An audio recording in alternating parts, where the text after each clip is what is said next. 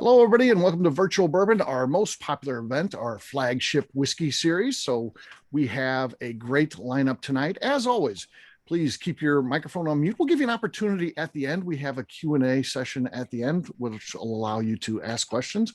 You can open up your microphones at that time. Should they happen to pop open accidentally during the course of the evening, we'll have Justine go ahead and mute that, but again, open it up later in the day. We do want you to take advantage of, the chat function and be a part of it. We want this to be interactive. We want you providing those nosing and tasting notes as we go through those with each of our distillers here tonight. So please do that and make this participative and fun. And we always know that the best way to get, better tasting notes is when everyone's participating, because it helps people find, what's going on in there. And sometimes it spurs them on to, check themselves a little bit deeper, and we come up with much better tasting notes that way. With that, what I'd like to do next is I'd like to go ahead and introduce all four of our distillery representatives this evening, and then we will go individually. And we'll follow this order as we get into this. So this follows what's on your placemat. So I'm just following the order of the placemat. So, but I would like to say hello to all of them before we get started and drill down to the individual interviews. So up first is going to be Royce Neely of Neely Family Mountain Distillery. So you're, of course, used to Neely Family Distillery in Sparta, Kentucky. This one is in Slade, Kentucky. It's the new distillery that they're preparing to open. And joining him is Donnie Benton. And many of you know Donnie through his work in the moonshine community, and of course, even on the TV show Moonshiners. Hey guys, how's it going? Good, Steve. How you doing? Very good, very good. This is going to be a fun event. We're looking forward to this. This is going to be kind of one of the first products that roll out when you guys get that distillery open, correct? That is correct. So this is like a preview here. We're getting this in advance, so I like that. Very cool. All right, next up is Steve Bashore of George Washington Distillery out of Mount Vernon, Virginia. Hey, Steve, how you doing, man? Good to be with you. Yeah, good to have you here too. This is going to be a very fun one. What a special opportunity this is to try some of this whiskey made at such a historic place. And I can't wait to learn more about your process. And I know you've got some pretty unique things that you do there. And we want to explain that and get into all that when we get to talk to you today about that. Okay. Sounds good. All right. Next up is Marc Dottore. Hey, Marc, how you doing? I'm doing well, thanks. How are you? Good. Marc has Dueling grounds in Franklin, Kentucky, and he's going to be sharing with us a 4-year-old 100 proof bourbon today. Pretty excited about that, Marc. Thanks for having us on. Appreciate it. Yeah. So it's kind of like I was saying, this is like an all-star lineup. We got some heavy hitters today, so it's very, very cool. So welcome, and I look forward to talking to you in just a little bit. Okay. And last but not least is Mr. Richard Paul of Art of the Spirits. Hey, Richard, how you doing? Good, Steve. How you doing? Good. So you are out of Woodland Park, Colorado, and you're going to be sharing with us a bourbon that's 110 proof, 5 years old and 8 months, correct? Yep. That is and correct. You've got a pretty interesting history and background, and I can't wait to learn more about that and, introduce our audience to the great things that you're doing too. Okay. Awesome. Thank you for having me. All right, buddy. All right. Let's bring up our first guests, Royce Neely and Donnie Benton. Gentlemen, how's it going? Hello, Donnie. How are you? And Royce still here? I think Royce is here, right? I'm here. Okay, you're here too. Oh, yeah, there you go. I can see it on my screen. So, Royce, my first question is going to be for you. So, tell us a little bit about the Mountain Distillery. What you want to accomplish with that, and how it's different. I think a lot of the audience, not necessarily all, but most of the audience that's here has been to Neely Family Distillery in Sparta. But tell us a little bit about the Mountain Distillery. Yeah, so I was traveling back and forth, visiting family members, and going to see my uncle a lot down in the mountains, and we were driving by and seeing really just all the tourism and how it was exploding down there in the Slade Natural Bridge area. And I've been going down there since I was a young boy, and we had found this property right on the main drag, and me and Dad were looking at it, and I started kind of pitching the idea to him of we should open another distillery down there, kind of taking everything back home and make it more moonshine focused. That way we're making bourbon in bourbon country, but let's make moonshine back where the family was from. So, I mean, you're talking a 10-minute bird's flight from that distillery to where my great grandfather's illegal still was set up at over in Travelers Rest in Owsley County. So The building has been there since, I think the building was built in 78. So we completely gutted it out, but it's still got all the original bones and everything on the inside of it. And kind of just like what I did with, Neely Family Distillery, put a lot of thought in behind on the distillation side. So we're going to be running open flame there, which is something I really wanted to do. Donnie actually built the still that's going in. So it's all copper, but I mean, it looks and it's going to operate just like a still that you were running out in the woods illegally. Hell, me and Donnie may or may not even maybe run that thing illegally a few good times just to break it in, right? This is being allegedly. Recorded. That's why they give you that. Allegedly. Okay. And there's a really cool stream right behind the distillery. So I'm going to pull from that to use not only for cooling water, but for our actual mashing water. So I've already tested it. Everything is great with it. So we're going to be able to do that open top fermentation. And then I'm going to really focus on making that the hub for catching a lot of that yeast and working some of those yeast strands at. So, just put a lot of work in with kind of the background of what I want that distillery to be like. But I really want it to be one of the most authentic moonshine experiences that somebody can get. And that was kind of my goal for it. Yeah. So, and when do you anticipate this thing being opened up? I think we're going to do, I think we're going to have it open and done. When I say open, like soft openings in early January. We'll see how it goes. So as where we're at right now in the building, all the electric's been redone. So we opened everything up, took all the insulation out, ran all the wires down, redid all the wiring into place. We've redone all the plumbing and set up floor drains and things in there that everybody needs for distillery. So we're at the point now of we're going to spray foam insulate next and then start finishing and covering everything up. So, pending no floods or anything like that, which is what really threw us off before. I hope to have it open and ready for the public in that January timeframe, but we might hold off and actually do the grand opening in March when it starts to get a little bit warmer out. We'll just have to see where we're at that time. Yeah. Not necessarily everyone here knows kind of the area that you're going to. So if you don't mind, just talk a little bit about the area, Slade, Kentucky, and kind of what that is like, because it's kind of a neat little part of Kentucky, isn't it? Yeah. So, I mean, for one, it's absolutely beautiful. So it's right at what I would say is the beginning of going into the mountains. So it's in Powell County. So you travel through Powell and then into Lee County and then into is Akley, which is where my family's from. And Donnie's actually from Lee, which is the county seat of that's Bayshore. So it's probably, like I said, maybe 10-minute drive. 10-minute drive. Flight from what that one is. But the area itself is in the Daniel Boone National Forest. And the big landmark around there is the Natural Bridge. So it was an area that settlers used to use to cross over from one mountain to another back when they first started settling Kentucky. Really cool area. It's beautiful. A lot of outdoors. You're talking down there. You're talking hiking, boating. Also like touristy stuff. Yeah. Rafting. I think they've got a really big.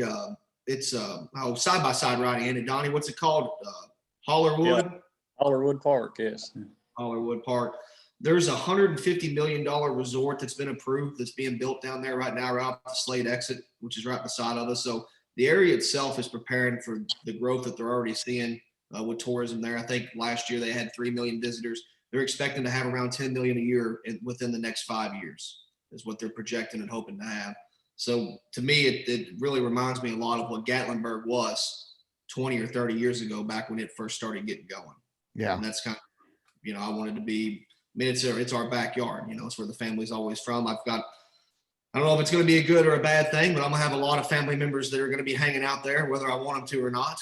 Right. So a lot of people are going to get a very unique Neely experience with Cousin Herbie and the rest of them.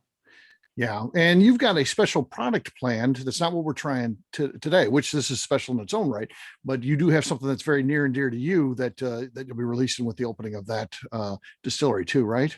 Yeah. So as of right now, and we have enough room down there to actually be able to build a full-blown production facility. And in the future, that might be something we look at doing. But for right now, all the whiskey that we make off of that 100-gallon still that Donnie built is going to go into what's going to become Old Pap Leonard or Old Pap Neely's Reserve. And we've got a first release of that actually turned bonded last month. So I've got the world's first bottled and bond moonshine as of right now. And I think I'm going to continue to hold that, and we're going to release it as a bottled and bond product, single barrel. And then we might even release just some barrel strength single barrels of it as well for the grand opening of that distillery. Yeah, I'm going to go ahead after we get done here. I'm going to drive that way and then get my tent set up like they do in Louisville with these rare releases. Claim my spot. All right, Royce, last question I got for you is the most important one. Who is the voice of that distillery? I don't even know if you know this. I did a bunch of voiceover stuff for you yesterday. Bo's working on the Welcome Center video. And I did all the voiceover yesterday, man. Man, Bo was absolutely killing it again for us with everything that he's doing. And he told me that you were going to be the voiceover. So I guess Steve Akley is the official voice of Neely Family Mountain Distillery. But Bo's got a promo video that he wanted to go on and launch, which I thought was really cool. And, we're happy to have. Donnie's been a huge help to us so far. Like I said, not only building the still, but just, helping get us in with some of the locals. And he's going to help me find some help when we get down there. So, glad to have Donnie helping us out. And we're going to actually try his product here tonight. So I don't think we're going to hold, we're not going to hold that product to wait for the mountain release. It was going to be the one that we released for the mountain distillery. But instead, we've actually got his label now. So we'll be releasing that up here at our distillery pretty soon, which is his Huckleberry Moonshine that was distilled by Donnie. All right. So the last line on the script that I got was, so come down and see us at Neely Family Mountain Distillery, but watch your back. This is their territory. I changed it though. Listen to this. So come down. I changed it. So come down and see us at Neely Family Mountain Distillery, but watch your back. This is Neely territory. I think that's it, man. That's the hook. That's good. So Bill Hall, my cousin Bill Hall used to sling a lot. I mean, he would travel down there and sling moonshine to people in the campgrounds and stuff for like the last 20 years. And I don't think he's doing it anymore. He's too old now. But when Bo was asking me about it, I'm like, I mean, yeah, technically they used to sell, a fair amount of it down there whenever they could. So Bill used to just drive through the campgrounds and sell it. Right. Yeah. Which I'm sure doesn't surprise you, Akley, after you met him. I met him. We shot video with him as we're filming on his porch, just interviewing him about his life and moonshining. Here comes a customer wanting to buy somebody, told me, get the hell out of there. He's busy. The guy was like, please, no, I'm busy. Get out of here. So it was cool. So Donnie, what we're going to be trying here is your product though. So this is what's cool about Neely Family Mountain Distillery. It's right in your backyard, right? Yes. So, and you are, within moonshine circles, you're very well known. You were on the show Moonshiners. And so this is going to be a pretty cool thing for you to bring in this to your neck of the woods, as they say, right? Yeah, I'm real excited about doing that and working with Royce. Mm-hmm. So I think it's going to be a partnership. Yeah. So, and it's something that you can go and, if people want to meet you, I'm sure there'll be times when you're at the distillery and sign bottles and all that kind of stuff, right? Oh, yeah, we'll definitely be there. Yeah, that's very cool. So tell us a little bit about what we're going to be tasting tonight. Well, it's Huckleberry. I've never seen anyone else make Huckleberry moonshine. And that's one reason we wanted to release that one first, because it's so different. Mm-hmm. It's not a high proof whiskey. It's more, toward, for women mostly, but some men like it also. It still gets you drunk. Some men like it also. There you go. That probably should be on the label, I guess. You drink enough of it, you wake up naked on the roof. So this is a pretty cool thing. And Donnie, how long have you been distilling? It's over 25 years. Over 25 years. What got you interested in doing that? Well, my grandpa, that's how he raised his family, was by making moonshine. Mm-hmm. And I always tried to, when I got older, I tried to get him to teach me, but he said there wasn't no good in it. I didn't need to know. He wouldn't show me anything. But, during summers, we would stay with him, me, my brother, my cousin, and he would have us shelling corn all day long and grinding corn all day long. And we thought it was for the chickens, but he was taking it and making whiskey with it. Really? Yeah. But he wouldn't show you how to make it. So how did you learn then? The only way to learn is really on your own, just trial and error. Yeah. I did go around and talk to all the old moonshiners or anybody that made it or anybody that had anything to do with it. And you can always learn something from somebody. Yeah. Tell me about being on that show. Was that fun, or what was that like? Well, I'm glad we was on it, but it was a lot of aggravation. They would come and stay for like 15 days at a time, and we'd film 10, 12 hours a day, and they may use 5 or 10 minutes of it. But it was aggravating. You'd have to do everything 2 or 3 times. Right. But I'm glad we was on it. Do people recognize you in the grocery store now? Oh yeah. You used to go to Walmart, it'd take you 2 or 3 hours to get out there. I'm just there to buy some drawers, man. Leave me alone. Okay. The closest Walmart to us is it's 110 miles there and back. So really, wow. We don't get to go that often. Yeah, I hear you. All right, let's give this a pour here. Again, starting with the Neely Family Mountain. This one's easy to pick out. So, all right, pouring that now, and let's talk on the nose. What we're thinking here.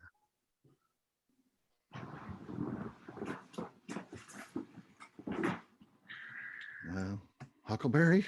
I don't know. Melted Jolly Rancher. There you go. That's maybe better. Dark berry, grape, and burgundy. Yeah. Sangria moonshine. Maybe a little light licorice in there. Hey, it's delicious as a floater in a moonshine margarita. Okay. We've been pouring some of those for people just in the distillery when they're buying some of the cocktails and the frozen margaritas, and they absolutely love it. Yeah. If you haven't been to Royce's regular distillery recently, you got to get there. He's got those frozen machines. He's got bourbon slushes going on and frozen margaritas. Good stuff. Berry jam on the nose. Nose is like guava berry, cordial from the Caribbean. All right, let's give it a taste. See what we got here.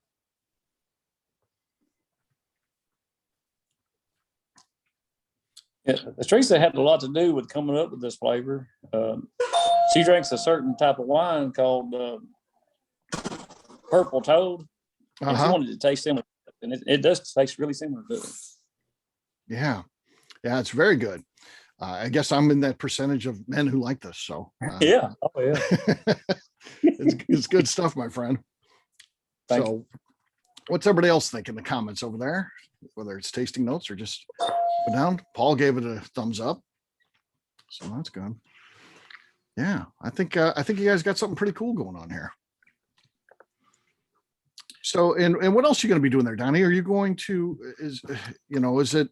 will there be just like a regular moonshine there too, or just the flavored one? Is that going to be what you got? I'm sure we'll do 2 or 3 flavors. Maybe it's really up to Royce, I guess. But we got some other things that we're working on. Right. That's cool. I got a couple things coming through. Old Man Guava Berry, like Tim said. Breakfast Moonshine. Yeah, Justine said that. I think that's right on. Tastes like the ladies will like me after drinking it, Tim. Cocktails.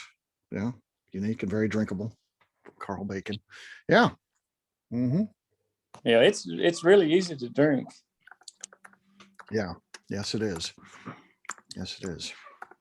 Great on pancakes. Yeah, I could see that. It's definitely in the breakfast line. So, gentlemen, I appreciate you letting us taste this, and please stick around. We'll have a Q&A session at the end where we'll have our audience here ask you some questions, okay? All right. Next up is Steve Bayshore of George Washington Distillery. Hey, Steve, how you doing, man? Doing well, Steve. Glad to be here with you guys. Absolutely. So tell us a little bit about your story. Before we start talking about the George Washington Distillery, tell us a little bit about your personal journey. How did you get into distilling? I came at it through water mills, actually. I've been running water mills for about 27 years, traditional milling. And so I started at a county park system many years ago, and the miller there took a liking to me and asked me if I wanted to learn how to run the mill. So that mill was an 1811 mill and 20-foot water wheel. And so I did 3 years of apprenticeship under him, and then went to another Virginia estate, the Lee family home, Stratford Hall, and ran the mill there for about 10 years. And then came to Mount Vernon in 2007. So it all comes from the grain side, really. Yeah, yeah, very nice. So, and tell us a little bit about the project itself, getting Washington's distillery back up and running. How did that idea come about, and really what went into making that happen?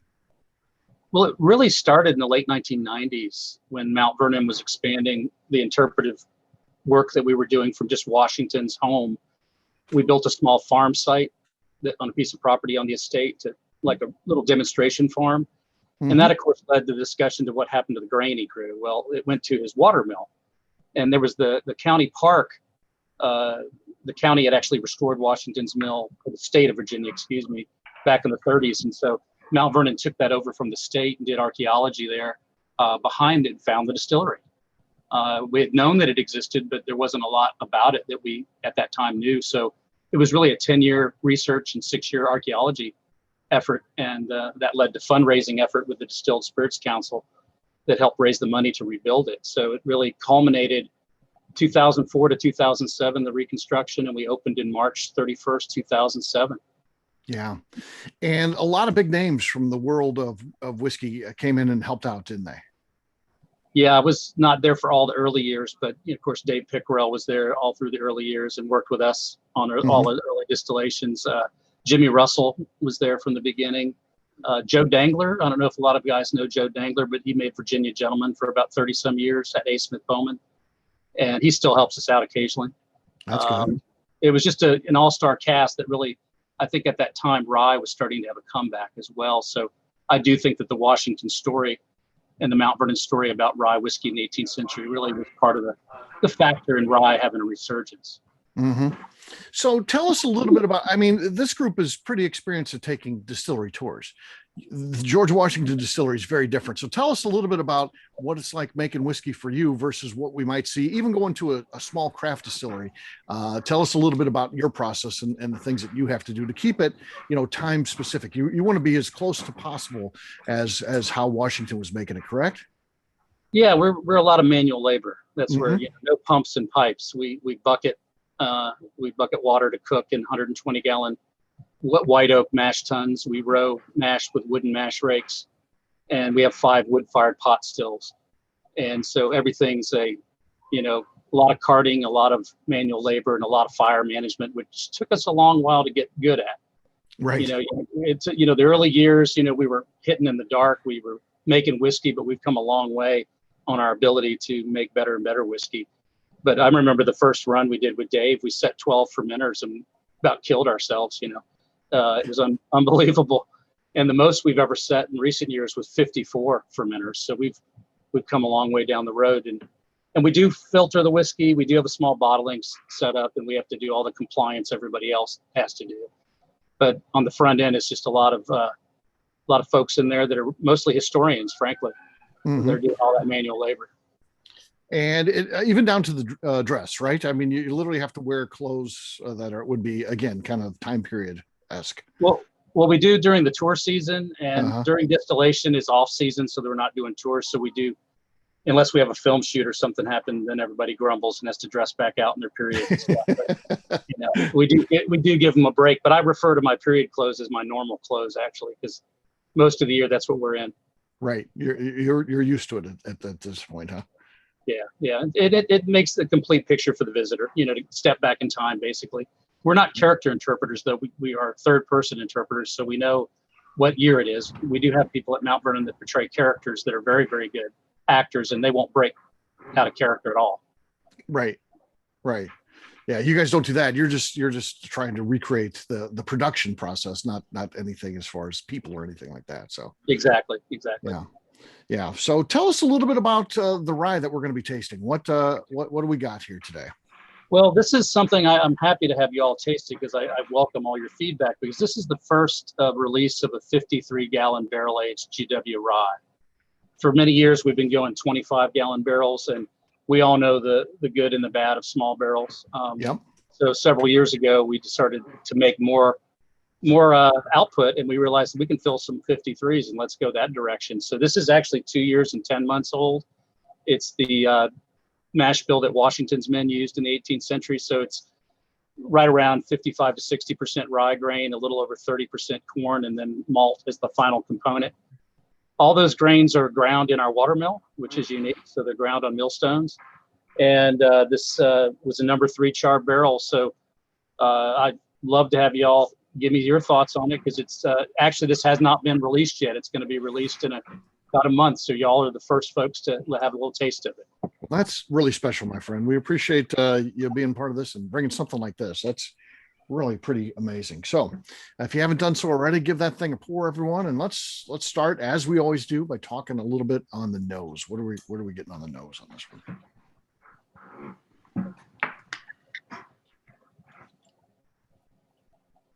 Apples, yeah.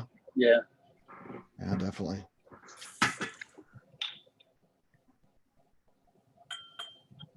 Green straw, soft fennel and apples. Kind of a little. You got a little vanilla note on it. Vanilla, yeah. Kind of buttery cooked apples. Hmm.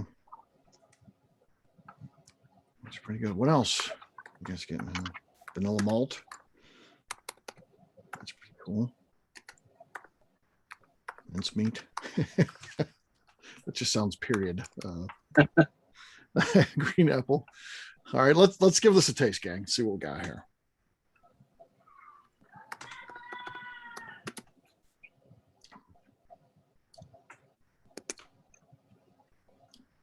Buttery green with vanilla.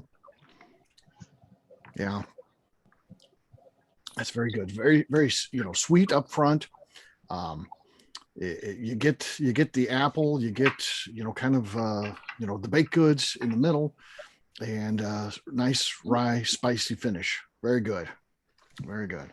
Mr. Bill says I like it, which is huge for him, by the way, Steve. I'm huge. Thankful to hear that.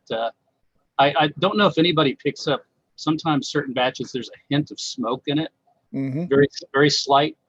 And that's the nature of how we're running, because there's 5 wood fires running. We're collecting this whiskey, bringing it over to the proofing table. So certain batches, people do pick up some smoke, very light.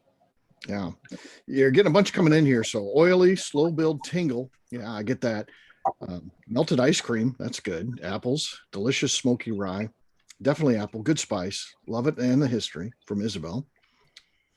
Very light smoke, just kind of like you were saying there. You're getting some of that. And then Tony is agreeing with your smoke on the palate.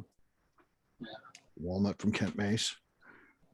Yeah. It's great to see this feedback from all of y'all, because I know y'all are in deep into understanding whiskey, and it means a lot to us, because the way we kind of slog through and make this, it's we want people to enjoy it. And I jokingly say, in the early days, Steve, people probably didn't enjoy some of that unaged rye we did in the early days. It was more than a bit rough, Uh-huh. But we have come a long way with it. So right. So Lenny Eckstein's asking, did you use a specific strain of rye, something maybe that was historically accurate to the time of Washington? Anything like that? Well, I've been researching rye on the East Coast here for a while, and all our records, it just says rye. There's no varietal.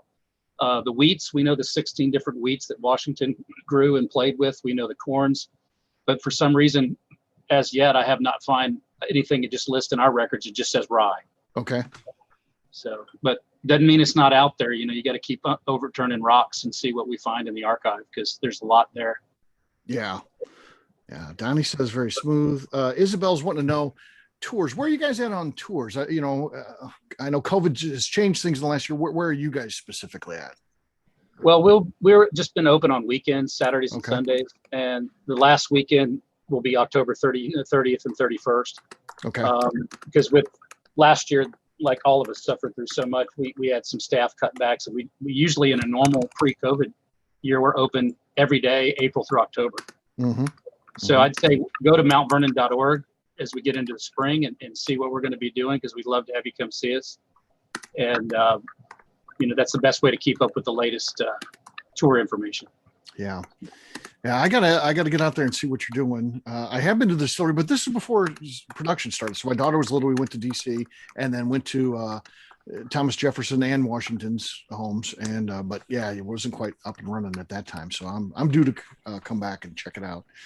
You're always welcome. Just let me know when you can get out here. And looking ahead a little bit, we're going to be releasing a double oak next year. Mm-hmm. And we're going to have a cast strength release next year. Oh, nice. And so those are 53-gallon barrels again. Yeah. Steve, where's distribution? Is it just through the distillery only? Is it in the DC area, or can you get it online or anything like that? Where can we pick up a bottle if we're interested? Well, we've got the 2-year-old rye in about 12 ABC stores, mostly in Central Virginia, because our gift shop operates as an ABC store, so we didn't want to compete with ourselves. And we can ship within Virginia now and into DC, but you know how these things are with shipping, and everybody's hoping that can change to do direct to consumer at some point. But it's such a limited small batch. Your best bet is to come on out to Virginia. Okay. Unless you have a good friend in Virginia who can help you out. My brother-in-law lives in DC proper, so maybe I'll get him engaged to help me out here. Yeah, there's your answer right there for sure. Yeah. Really fills the mouth. Love to know if Steve is open to aging a char 4 or 5 with the same mash bill. I've got one number 4 char barrel aging actually that's approaching little over 4 years old right now. Oh, so nice. That's certainly we're going to check that out, and we are going to go 5 and 6 on this rye and see where we can go with it now that we're in the big barrel format. And the other thing around the corner that's coming is we made bourbon in 2018, and so we're going to release some 4-year-old bourbon in 2023. Nice. And I was able to do that because I found in the farm reports that James Anderson, the Scottish farm manager, writes Washington, the first batches they were running, they didn't have enough rye. And so he used corn and wheat tailings from the mill. So we did a wheated bourbon mash bill. Ah, nice. And then when we released that, what's nice is we have the history right there to talk about it. Yeah. That's all really cool. So you're continuing to expand your horizons and add new products in and things like that too. So yeah, we did rum in 2018. We worked with Maggie Campbell, and of course Lisa Wicker's our consultant. You know, everybody probably knows Lisa, who runs. Lisa. Yeah. So she's been a huge help the last 5 years. And then we make peach and apple brandy on a fairly regular basis as well, because that's Washington's men made that too. Mm-hmm. Any eggnog around the holidays? Maybe Madeira eggnog. That's what Washington probably likes. He loved Madeira. But we haven't taken. He did have an eggnog recipe, didn't he? I think I remember that he had an eggnog recipe. He might. I know the big one we always talk about was Cherry Bounce. You know, that rum punch. Yeah. That Martha Washington made. It was so popular at the holidays and at big gatherings. Yeah. Well, that's very, very cool. Very, very cool stuff you've got going on there. And yes, you have time to stay with us here and be available at the end for some questions. Oh yeah, I'd love to. Mm-hmm. Very good whiskey. Very good. So appreciate it. All right. Next up is Marc Dottore. Marc, how you doing, man? I'm doing great tonight. How are you? Doing great as well. I understand you've got musical background. So that was kind of your first. Before the distillery, there was music. So tell us a little bit about that. Well, the only thing I was qualified to play was the telephone. I never got on stage other than to help somebody. Okay. But I started out of high school as the proverbial roadie. Right. First real gig I had was at about 18 years old, and we worked and pounded all the bars in DC and Maryland and that whole area for several years. And then in the mid 80s, I got an opportunity to come to Nashville, and I went to work for a guy named Eddie Rabbit. Oh yeah. At a certain age, you probably know Eddie Rabbit. Sure. And then Love a Rainy Night. Love a Rainy Night. Yeah. And I kind of followed on with gigs for like 2-year stints with Rabbit, and then George Strait, the Gatlin Brothers, and I wound up working for a lady named Kathy Mattea in the early 90s. And Kathy decided that we were going to grow together, and today I'm her manager, and we have been working together for 35 years this year, 30 years this year. Yeah. So yeah, it's kind of turned into a great career and a lot of fun. And I've had other successes, but I won't go into it. We've just had a really, really fun ride and continue to be involved in the country music scene a little bit. So how did you then make this transition into distillery owner? How did this come about? I moved to Franklin, Kentucky, which is where I'm located now, in 1996. Mm-hmm. And it's the classic Mayberry small town with a really cute town square. and little restaurants and things like that. It hasn't been overdone or gentrified or anything at this point. It still kind of is what it is. And but I was always driving to Nashville to go to work. I was involved in the music business, which is notoriously unstable, and very much a feast or famine kind of business. And you can have some pretty rough, lean years. And so I would try different things and think about ideas that I could do, that I could start some sort of a business to help me survive, basically, to fill in the gaps. And that was several years ago. I tried a couple of different other things, different jobs. I was the arts council director here in our community for a while. And eventually I was also a hobby beer brewer, and I really liked brewing beer, and I was pretty good at it. And I had understood fermentation and understood that kind of stuff. And I started going to some craft distilleries in Kentucky, and realizing particularly the ones around here, around me, were all pretty much family owned. Right. And it seemed like just a perfect fit for what I wanted to do, and what I wanted to do in this part of my life. So it kind of became a side hustle. I got a license. I went to Moonshine University, got a good long week crash course, went ahead and got my license, and then just started. And a little bit at a time, tried to learn what I was doing. And the community in Kentucky is really great. They're very open, so you can always ask people for help and get advice and share information and that kind of stuff. So it's pretty cool. Now now it's pretty much just where I go to work every day, and it just sort of grew organically. But it's fun. So, and you just used a base of knowledge that you got at Moonshine University, and the rest was just kind of learning, trial and error, kind of like Donnie was talking earlier in the tonight's session. You just kind of try and see what you can do. And, sure. Yeah. I mean, there's a lot of material out there. You can read, you can watch videos on YouTube. There's all kinds of great books. I was a bourbon lover. Like I said, I already had been making beer for several years, and it was like, oh, all I got to do is do what I do there and put it in a still. So I literally bought a 5-gallon still and tried it and ran it, and worked out pretty good. And so I started working on my license. And yeah, it's a forgiving art too, because you can always just run through the still again. If you don't like it, what came through the first time, you can tweak it and run it through again. So I think that's always an interesting component to it too. Tell us a little bit about the name Dueling Grounds, and tell us a little bit about back that in history. the early 19th century, they still fought pistol duels in the United States, as many people have heard of Hamilton and that sort of thing. But here in Kentucky, this area was a little bit lawless right here at the border of Kentucky and Tennessee. There was an area along the border that had been cut, the line was not specific, let's just say. So it kind of dips down. If you look on a map of Kentucky today, you'll see where it kind of dips down at Simpson County, where if you look at an older map, it will go straight across, and the line will go straight across. And in that little triangle was famously known as the Dueling Grounds. And it's where people would come from Tennessee, mostly from Nashville, mostly lawyers, mostly.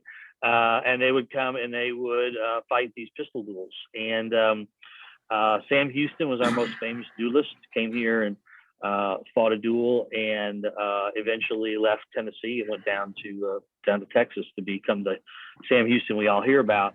And there was a place right there at on the interstate called the Sanford Duncan Inn, right there on the road.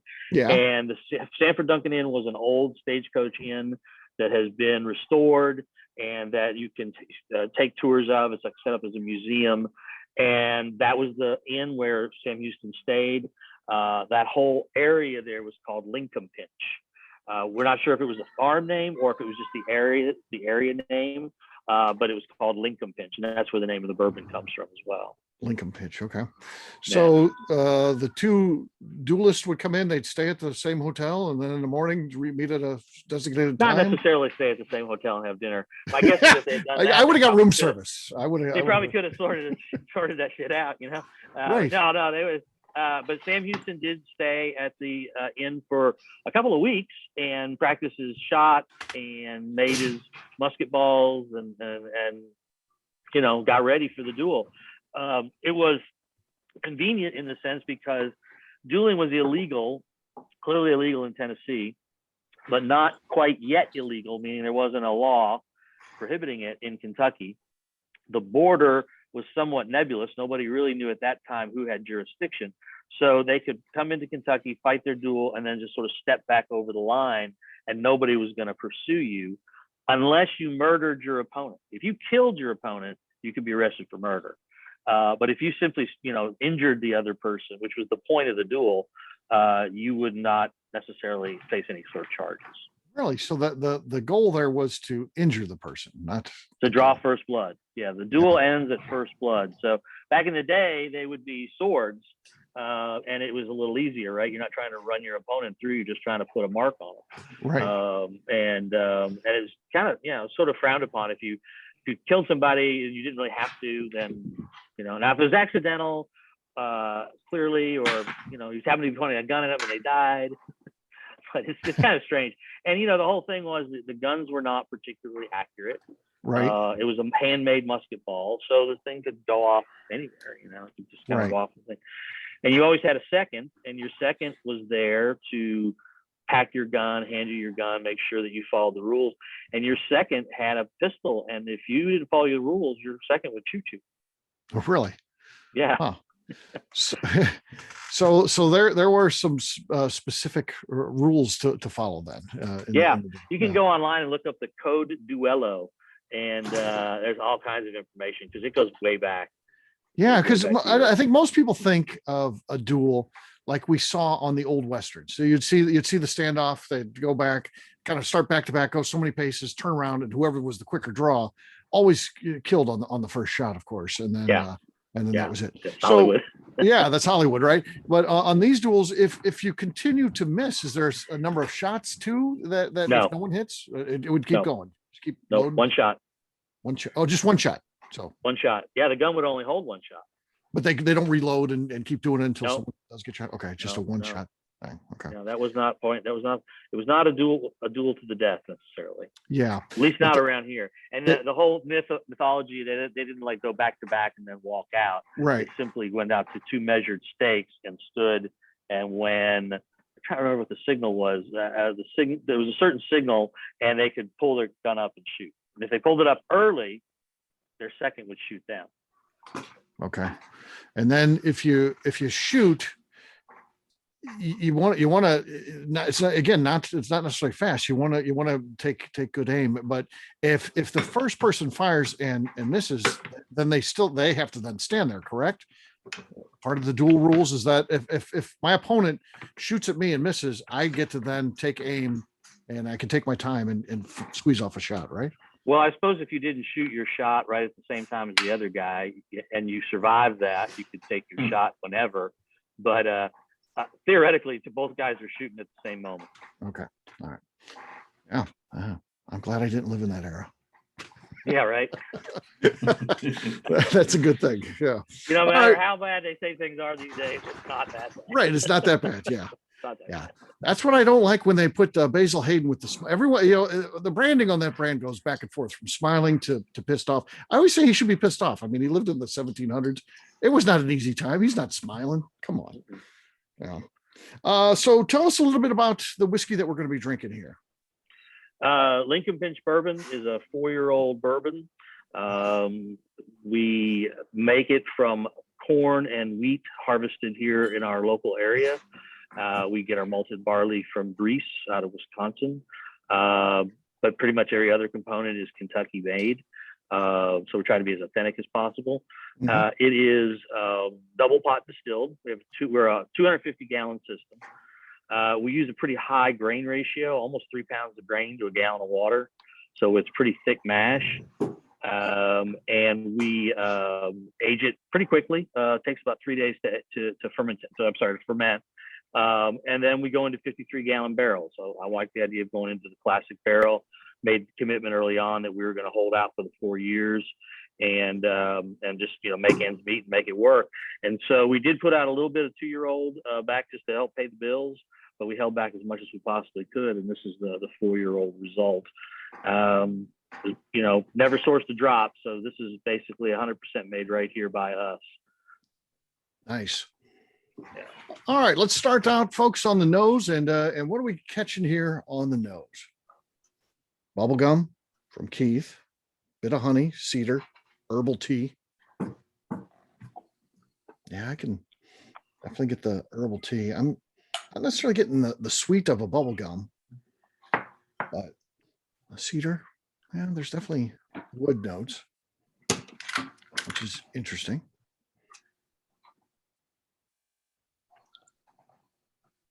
Yeah, it's cornbread. I too am on the herbal tea note. It's heavy on that, yeah. Honey, bit of black tea, cornmeal. Yeah. That's definitely what I get there. All right, let's try this one. Cheers, everybody.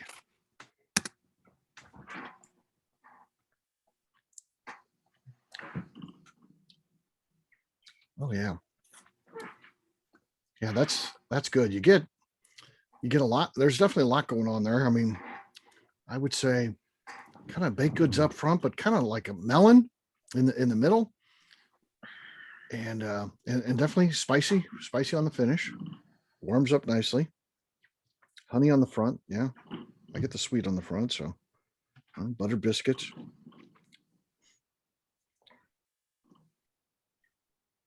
What percentage of corn and rye? Mark, Yeah, what's we're actually weeded. We don't use any rye. no rye? Mr. Bill says really good. It's also a good note from Mr. Bill. He's notoriously tough. Appreciate it, Mr. Bill. Second, the buttered biscuits. Yeah.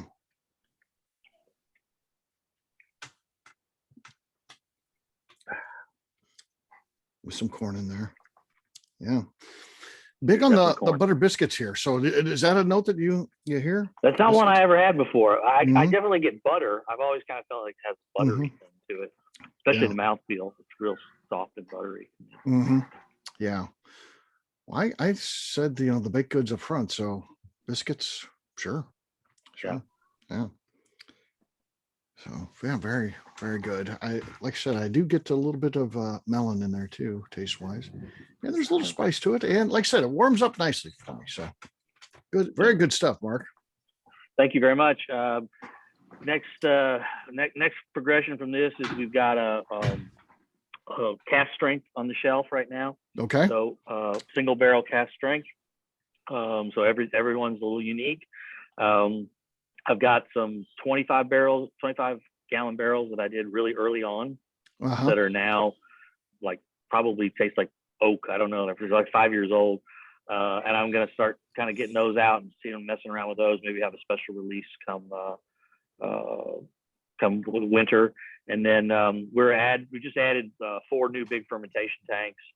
And that will allow me to take the smaller fermentation tanks that I was using and start adding some products. So we had a really hard focus on bourbon from the very beginning, with the idea that now we can kind of jump in and start to diversify a little bit, try a few other things. We've done a cooperative brandy with a local winemaker, and we take his excess and turn it into brandy, put it in barrels, little things like that, wherever we can participate. And a lot of our barrels, probably like a lot of people, are going out into the community and doing other things. We've got coffee aging in some barrels. We've got wine aging in barrels, beer aging in barrels, as much of that kind of stuff as we can do. Oh, that's cool.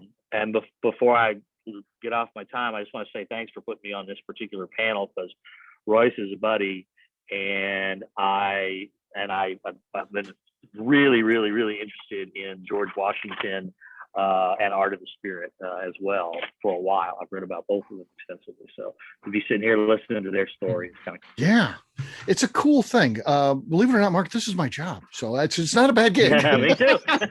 Yeah, we're working right now. You and I are working. This is not bad. Hey, We've set ourselves up pretty well here. So Yep. yeah, that's a cool thing. Last question I got for you before, and again, we'll have you stick around and let the audience ask some questions. But what's the experience like visiting? So if someone's listening to this and they're like, hey, I go to Kentucky to hit the trail or whatever, maybe they want to come by and see you. What should they expect? we're in a really fortunate location because we are the closest Kentucky distillery to Nashville. And so you can get in your car and be here in 45 minutes. Nice. We're a small shop, right? So we're about 5,000 square feet. About the first portion of it is gift shop. You're looking at the bulk of the gift shop behind me. Shameless promotion, but also it's where I have good Wi-Fi. So I had to come in here because my Wi-Fi at home sucks. So we do a paid tour. It's about $10. Comes with a tasting menu. We offer our visitors, a whole variety of ways to taste. So we show them our spirits and everything we make, including the bourbons, but also gin and liqueurs and all things we make. And we let them pick what they want. We have little mixed cocktails that are like little 1 ounce cocktails, and we let them pick those if they want it. It's kind of like visiting a winery experience. You pick things off. We give you about a 30-minute tour. We get real specific on our process, but also just on bourbon in general. So if you don't have a real knowledge of bourbon tours and bourbon stuff, we're going to make sure you do by the time you're done. You're in and out of here in about an hour for most people. And then in Kentucky, we can be a full bar as well. We have full retail drinks license. So we have cocktail events all the time. We have parties, we host special events, music, that kind of stuff. And a lot of people just come and bring their lunch, get a drink, sit on the patio. We have food trucks all the time and stuff like that too. So it's kind of like, during the day, it's sort of tourists all day long. And then in the evenings, on the weekends, Sundays particularly, it's pretty much just locals hanging out. Gotcha. So, and those entertainment things, they can check that out on your website or sign up for an email or something like that. You do Facebook for the most part, Facebook, gotcha. Instagram. Yeah, we try not to email spam people because people just don't want it anymore. So unless it's a release of a product, I usually won't email people. We have a paved patio area that's all got sunshades over it and everything. And we do like jazz and blues and that kind of stuff. Kind of keep it light. Right. Yeah. Thank you, Marc. Appreciate it, my friend. Thank you. I really appreciate the time. Absolutely. All right. Next up is Richard Paul from Art of the Spirits. Hey, Richard, how you doing, man? Hey, Steve, how you doing? I'm doing good. Yeah. Excited to talk to you tonight. And I always like your stuff. And, it's always different. That's what's kind of cool with what you've got going on is, each release is unique and it'll never be replicated. It's something pretty special, right? Yeah, that's what I love doing. I get the whole business of mass producing, but I really like creating really unique products. And for these past 2 years, I've been, thankful enough that I've only done store pick single barrels. So it's been really awesome to kind of play with different things and experiment with different barrel finishes. And stores have been thankfully just been picking them up as store picks. Yeah. So. With you, the art came before the spirits, right? You were out on the road with a couple of artists and you guys would go out selling things and that ultimately would inspire what would become your brand though. So tell us a little bit about that time in your life. It did, I was thankful enough to work with, if you guys ever heard of David Yule and Daniel James, they've been licensed by Harley Davidson since 1993. So I was thankful enough to learn from them and travel the road, go to Sturgis, Daytona, and sell their artwork. And years ago, they were doing things with Harley Davidson and a couple wineries, just really some terrible wine. No one would ever drink it, but the paintings would go for $4,000 or $5,000. So, I really seen something there, and it kind of helped me get into the industry that way. But I'm an artist at heart, so I wanted to really kind of showcase their art. And, the goal is to showcase multiple different artists, but, they helped me get going in the beginning. So. Yeah. When I think of you and your art, it's kind of over, what is that, over your right shoulder there? So there's one of your pieces, that's kind of the steampunk stuff where that you. Yeah. Did you ever do anything like painting or drawing or anything like that? Or just like the art like we're looking at there behind you?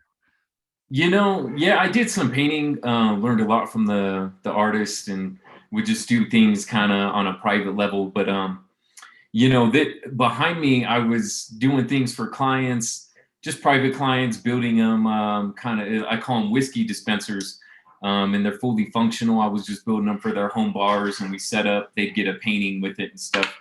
But stores started asking me, hey, we want to have these in our store. So I integrated it into my single barrel program. So every time they select a barrel from me, I will personally build one of these. So I built, right now, this week, I just built 3 of them.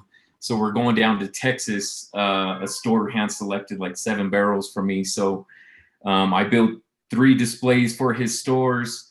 And so, yeah, we're gonna make a show in Texas here in a couple weeks. Oh, nice.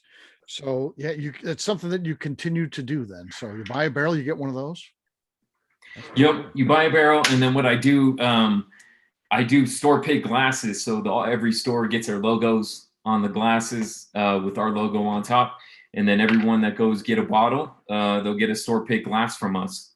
Oh, nice. So I integrate both those into our barrel program for stores. That's really cool. So how did you decide to make the jump? You're out, you're working on art shows and things like that. You've got some really cool contacts. How do you decide, I'm going to do this whiskey thing that kind of incorporates what I was doing, kind of incorporates my past, but how does that get rolling? I always wanted to be, an entrepreneur. And I always kind of been as a kid. I would always I was always selling pencils, little papers to little kids for their lunch money, so me too. I was always hustling. I was always hustling at school too. I was those cinnamon toothpicks back in the day. Yeah, those too. Yeah, I used to hustle those things. That's a second grade entrepreneur right there, selling those things. That's what I was doing. Yeah, exactly. It helps you later on in life, I think it does. Yeah. So, from there, I was looking at the industry, and this was back in like 2014. And I was they said it was going to be a big bourbon boom in 2019. So, and I love whiskey as well. So I just thought, whiskey's really elegant. We could do so many things with it rather than vodka, gin, tequila. There was just so much. I just couldn't afford to even do tequila because everybody knows you got to do so many bottles down in Mexico, to make it worth it. So, right. Whiskey was the next best thing, and I got with the artist. So each one, what we did with them is we did a photo shoot, and then the artist did an oil painting of that photo shoot, and then we would showcase their oil paintings on the bottles and make a limited run. So we have first one I did was Daniel James. That was the first artist I showcased, and then I went on to David Yule and started working with him. And we got some really cool ones. I sent you guys out what we'll be sampling tonight. We got commissioned I was approached by 10 Special Forces out in Fort Carson here in Colorado Springs. Mm-hmm. And they just love what I do. They're like, hey, we want to do something real special for the vets. So we got together, got with David, and we put a couple different pieces together. If you follow me on social media, you might have seen some of the pieces. One of them I really love. We concepted it up. I'm going to do it one day, but it was a Vietnam style vet. He had the bandana on. He was in a swamp, and we were going to put an anaconda in the swamp. And it just looks so fucking badass. But, it's like, does that really represent 10 Special Forces, So it really did, So we went with a different route on the first military release. But the cool thing about this is what I was doing in the beginning, I was donating so much money to Special Forces Association, different veteran charities. But you know what? I wanted to do something real special. So I'm launching my Whiskey for Vets program. So every barrel selected in this one, it's only single barrel selects. So I only release this to stores. I don't release any cases to any stores. You have to reserve a barrel. So every case yielded $6 will go to Whiskey for Vets.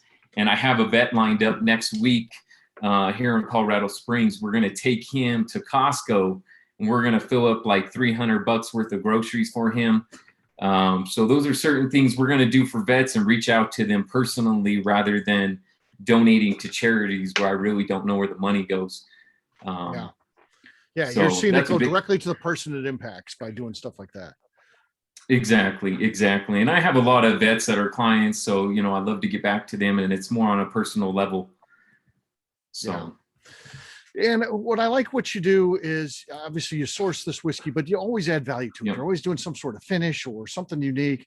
And I think, that's what makes your company so great is the things that you're doing to that whiskey. So tell us a little bit about how you come up with these ideas. Yeah, we do source it till we get up and running. I am in the works of opening up in Woodland Park. I have a couple buildings that I'm looking at to open up here where we'll distill and mash our own stout. But we got, as you guys all know, we got bills, and I got 4 kids, so they take all my money from me. So, but either way, I love doing really unique things. So I only been doing cask strength. That's all my clients been asking for is strictly cask strength. I was doing 90 proof in the beginning. One little fun thing we're doing for the holidays that we're going to do with you guys.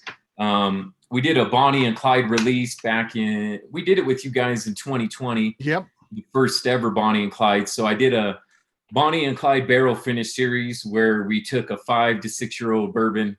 We barrel finished it in tawny, ruby, Madura, Sauvignon Blanc, and a 4-square rum barrel. So all these are store picks. One very unique one, which kind of blew my mind, was the Sauvignon Blanc. It's a collaboration I'm doing with Copper Sky Distillery, which I believe you guys interviewed. Sure. Mike. Sure. We know Mike well. And I've been seeing some of the stuff online. He's dressed up like Dillinger and stuff like that. Yeah. So we did a photo shoot. If you guys follow us on social media, you'll see kind of the photos we'll be posting, but we're going to use that photo shoot for his label and for our side label. And we're going to do a distillery release only for that one. But yeah, these are really fun. I love the whole Bonnie and Clyde edition that we're doing. So that one's going to be really fun. But yeah, we'll get samples to you guys out for the holidays. And I'd love for us to go through the whole series and see what you guys think of it. Heck yeah. You're going to be first ever time we've done this, but because you reached out after Justine does all the samples and all that. So she had already sent out the samples for this one. You reached out to me and said, is it too late to get in? And I was like, well, why don't we just bring you back for the next time we do this in November? So you're going to be coming back and you're going to do your other release in 2 months, correct? Yeah. Yep. We will do that. I know I wanted to send the Special Forces. They're on their 11th barrel with us. And they did a tawny port finish. It was a 5.56 edition, so it was 5 years and 6 months. And I wanted to send this to you guys, see what your thoughts were. But we'll send that out on the next one. Okay, sounds good. Sounds good. So what are we going to anticipate here? So everybody pour your whiskey if you haven't done so already, from Art to the Spirits. And Richard, tell us what we should be expecting here. Yeah, so this is a low rye mash bill. It's 75 corn, 21 rye, 4% malted barley.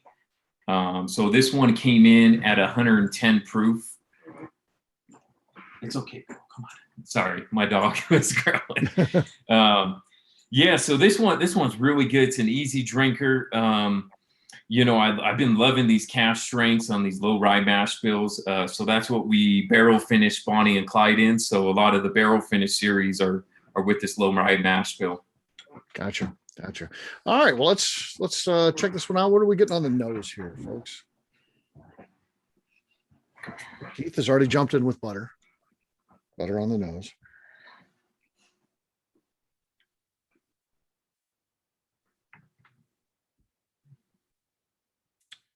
Getting some sort of spice too. Kind of a savory spice. Brown sugar, toasted nut. That's good. Yeah. Brown sugar, maple from Donnie, pear. Yeah, a lot going on. A lot of different notes there. All right, last one of the night. Let's cheers on this one, gang. See what we got here.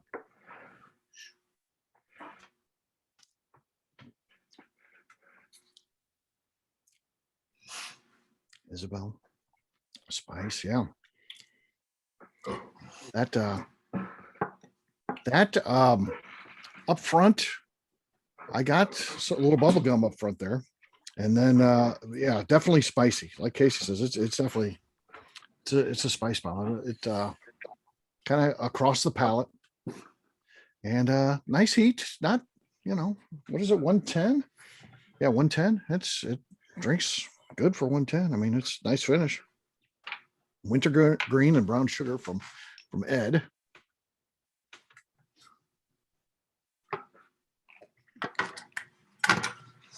I'm telling you, I kind of get that bazooka gum up front though. Right as soon as it hits the palate. Sweet on the finish from Neely. Maple into spicy finish. Very nice. Yeah, man. That's a winner there, Richard. Awesome. Thank you. Yeah. Special Forces, they picked it out. Like I said, they're on their 11th barrel with us. So we're getting ready to drop their tawny port finish next week. So, and then we're taking a vet out. So that'll be fun. I can't wait to do that with him. Yeah. Very cool. Very cool. All right. Well, and then what's the plans? Once you get the distillery open, you'll be making your own stuff. And what do you think long-term you're going to do with your distillery, Richard? Long-term, I'd love to create that Victorian speakeasy. Being an artist, David Yule wants to basically fill up the whole distillery with all his artwork. So I'd love to create that and kind of create an experience for people to come. Woodland Park is about 30-40 minutes from west of Colorado Springs. So it's in the mountains. So it's a nice little mountain town up here. Just love it up here. It's a beautiful place. So that's the plan. That's definitely one of my mentors is right down the street. I don't know if I thought you guys interviewed his Victor Matthews with Black Bear Distillery.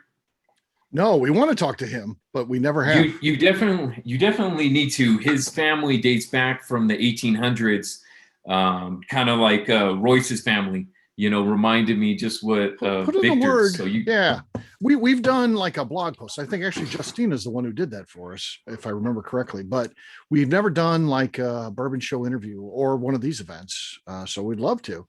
But haven't been able to track them down for that. So they had reached out to us on the other thing on the blog post, but on this one, haven't been able to connect with them. But we'd love to. I mean, they do some good stuff. I'll get with him and his team, and I'll let him know. I'll give him all your info, and then I'll have him reach out to you because he has some really unique stuff. He distills everything himself, and he's really not about going commercial or anything. He just does it for fun. He's an author, he's a chef, a master distiller. He has a really cool background and just really helped me progress over the years of all the knowledge he dropped with me. So really love him, and you got to get him on here. Definitely.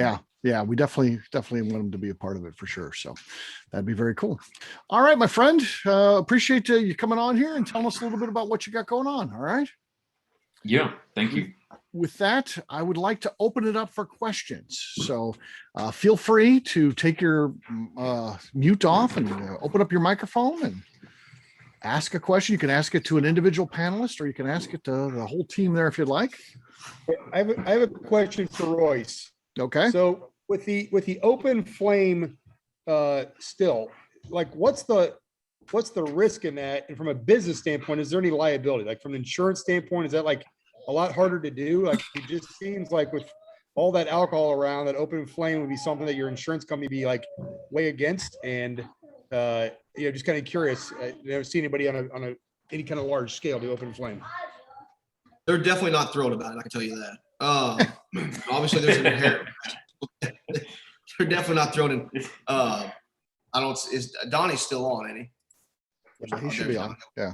Donnie and I have talked about it, kind of, what it's like to distill in the room where we've got it at. So we're building. We've got a stand that this still sets on top of. That has a fireproof gasket that goes around that. The stand is completely enclosed. It's got it extends on out through a wall and into another room. And then where the fumes and the smoke and everything goes, you call it the flute or whatever, goes out to the side and comes over and goes in that room as well. So theoretically, even if we were to leave the cooling water off or something was to happen to where there were vapors in the room, it would not be able to access that flame. The flame is completely sealed off inside of there. So, I definitely took or am taking a lot of measures to make sure that we're as safe as we possibly can be. But there is an inherent risk anytime you run open flame. I know Lenny's run open flame quite a bit, and Yeah. I've done it a lot myself. It's just you have to be conscious with it, Jim. And we get complacent sometimes in the distillery with running steam, where we'll start the still up, get a cut made, and then we'll let the still run. We'll move away from it. When we're running this still down there, that won't happen at all. There's always going to be a distiller right there with it the entire time. So that's a commitment that we. Yeah. I got a quick question for Richard. So you commission these paintings, you do a photo shoot, then you commission a painting. What happens to the paintings then? So the paintings, the artists make, they make all the money off it. What we do, we'll commission them to do the painting, and most of the paintings they will sell anywhere from 30 to 90,000, depending on the edition of paintings that David does. Wow. So I'm just, really blessed and thankful that I know them. Right. Yeah. So, that's cool. but yeah, that's, and we make 10 signs. I've been trying to make it affordable for clients. We did $25 10 signs of the painting so people could hang them, because it's tough for everyone to come up with a couple grand just for a print, Right. so. Right. What else do you guys want to ask? Oh, So Justin's got one there. Richard, on that same line, do you guys ever paint the barrel heads, or did I miss that? Like, you ever done the painting onto the barrel head of a single barrel? We never done that yet. I'm actually thinking of how the hell we would do that. I know easy putting the logo on, but actually putting the painting on the barrel head would definitely be a challenge. I don't know how we'd go about that. But when I find out, I will let you guys know. I'm surely there's some way to do that, but Yeah, that'd be pretty cool, hanging on a wall, having the barrel head cut off and hanging on the wall with the artwork for that barrel on it. Would be pretty awesome. Yeah. Yeah, there's got to be a way, but not that we know. What else you guys want to know?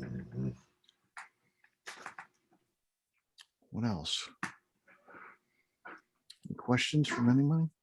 And again, you can ask individually or groups as a whole. Hi, Hi.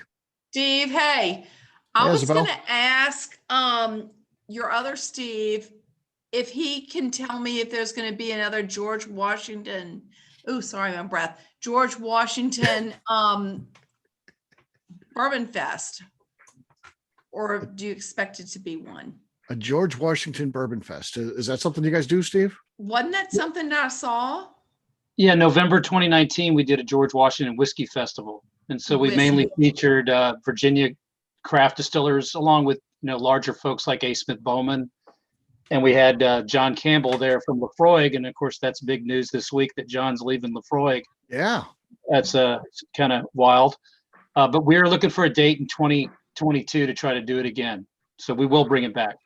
Excellent. Okay. Thank you. Sounds Steve, like what are the Isabel. challenges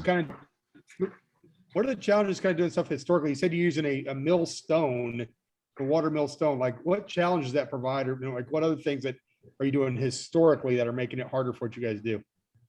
A lot of it's just, there's so many variables in an 18th century reconstructed building that we cannot control. So the biggest one learning curve was fire management, learning how to set those wood fires properly, because early on we were pushing the fires too hard, and we now know how to lay the wood in properly to keep the still running without causing temperature spikes in the still.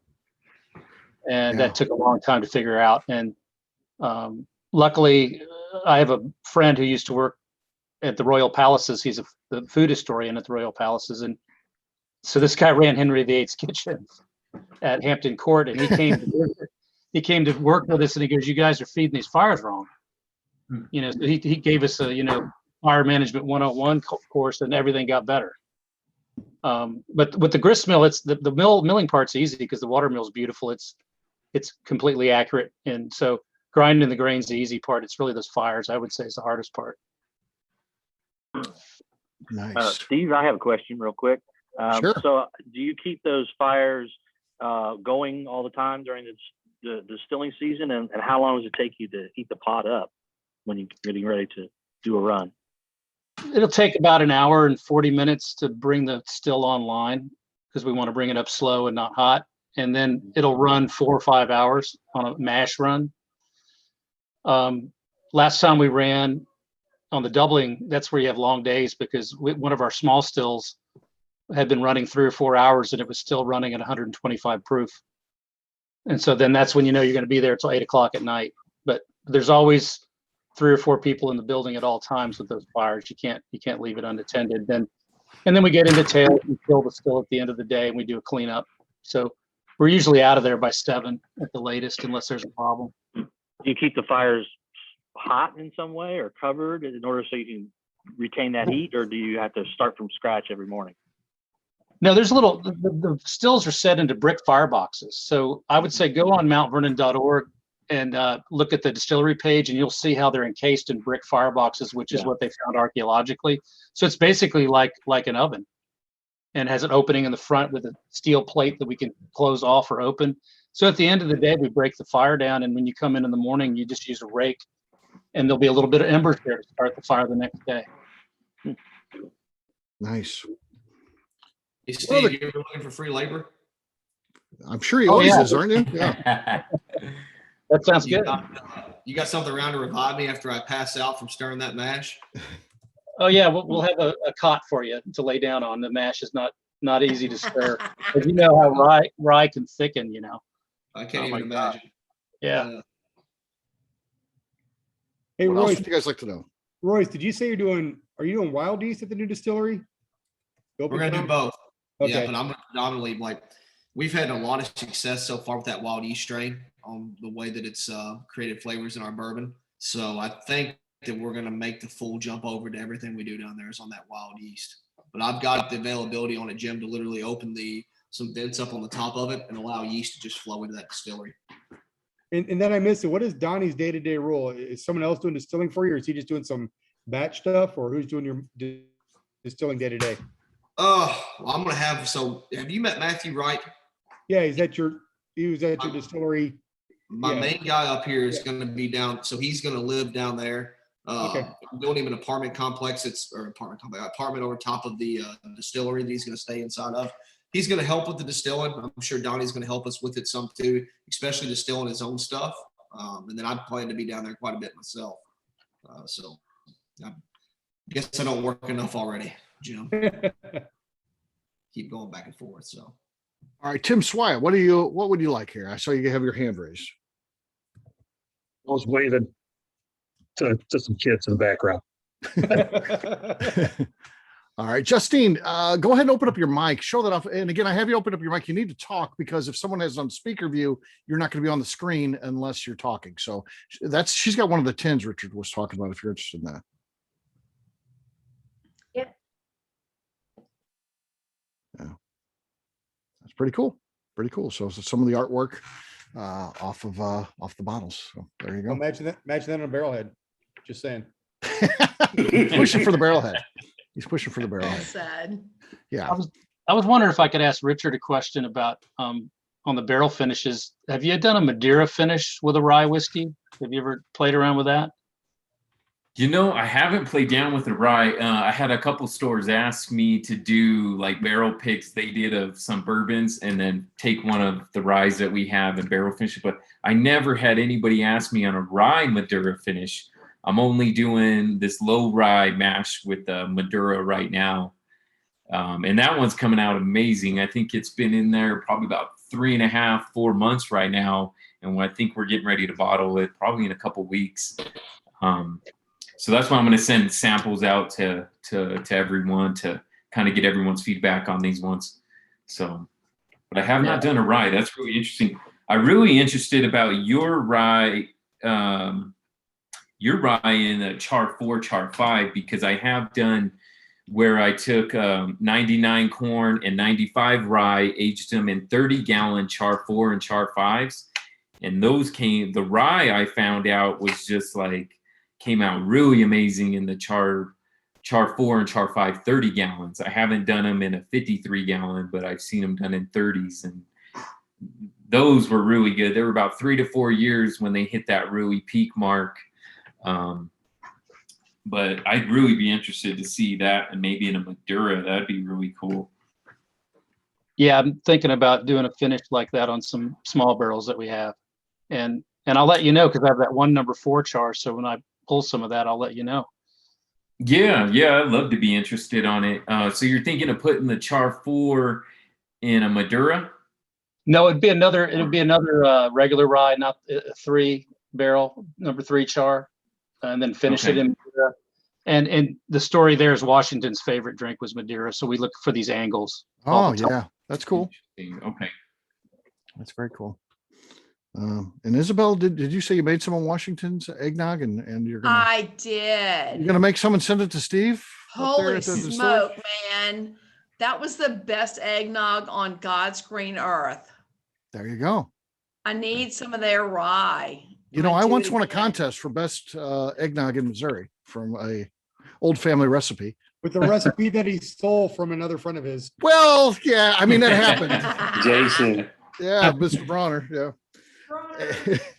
The family recipe doesn't say what family. Yeah. Yeah. And just so all the distillers know, we'll all be more than happy to sample anything that you want to throw at us. There you go. The Robinsons will be your official taste testers. Hey, Steve, I got a question for you. Sure. Other Steve Bayshore. from George Washington. Yep. What proof does it come out at cask strength? Well, we do lower barrel entry proof, so we're around Makes 109, sense. 110, because we're so 190. small. Okay. Yeah, but I had some barrels, because we have 2 places we store them. I had a barrel recently gain 18 proof points at the one place down on the farm. I was shocked. Really? Yeah, it was a small barrel, but I was like very pleased to see that. So I'm going to put more down than that one location, I think. Right. Yeah. So it came out at 118. Is that what it was? Yeah, that was a small barrel that had gone in at 100 and came out at 118, but it was just an outlier. Most of them gained 6, 7 points. Mhm. Okay. I would be interested to try your cask strength though, because that would be, especially in the 25 gallons, see what that's coming out like, the rye. Well, let's certainly keep in touch, and we can exchange some samples. I'd like to see what you're doing with these finishes. Very interesting stuff. I can share the contact info for you guys. That happens a lot on these events. The distillers that don't know each other start talking. That's actually pretty common. On a common offshoot of these things is so it's pretty cool thing for sure. What else you guys want to know? That's kind of go ahead, Richard. No, that's kind of how me and Mike got together too, from Copper Sky. We were thinking of how we could collab together, so we took a barrel of each of ours, tasted through all our barrels, blended them together, and Mike's like, let's put in a Sauvignon Blanc, and I'm like, shit, man, I don't know if this shit's gonna work, Right. I mean, our first collab, so I talked with level 5 sommelier, and I was just like telling him, what we were doing, and he goes, you know what? I think you actually got something there. So I taste 5 stores on it, and each one of them try to steal this barrel from us. So it is really, honestly, I think it's out of the whole Bonnie and Clyde barrel finishes, it's one of the top ones. It's one of the best ones. Surprised the hell out of me. So. Well, Lenny Eckstein, who's on here, you should collaborate with him too. He's in Buena Vista, Colorado, so not too far from you. So yeah, awesome. Yeah, I gotta come down to your Woodland Park spot. It's like the closest spot to me, practically. There you go. So he owns Deer Hammer Distilling out of Buena Vista. So yeah, I heard about you guys. That's awesome. I'd love to meet you finally, and I heard a lot from Paco from the Sinners Club about you. So yeah, we're across the room from you at the Whiskey and Donuts event on Saturday. So I'll walk across and sip some whiskey with you. That'd be awesome. Yeah, definitely. Yeah, I just interviewed Lenny for my new show, Chatting With, which is on the Apple Podcast subscription only. And it's good. It's about an hour and a half of us just talking, and you get to hear a lot of his backstory. So it's kind of cool. What else? We got just 3 minutes left. We always do a hard stop at 90 minutes on this one. Anybody have the last question? No bear. no bear on this one. So he's usually jumps in with that last question. Lots of good sips. Yeah, really great stuff. So Thank you. All right, with that, let's hear a round of applause for all of our distillery representatives. Great job by the team from Neely Family Mountain Distillery, George Washington Distillery, Marc Dottore's place, Dueling Grounds, and of course Richard Paul's Art of the Spirits. Let's hear a round of applause for those folks. Great job they did today. And Thank you so much. We'll say goodbye. I'll stick around though if you have any questions or anything like that. And we can chat just a little bit, but the official meeting is over. Bye.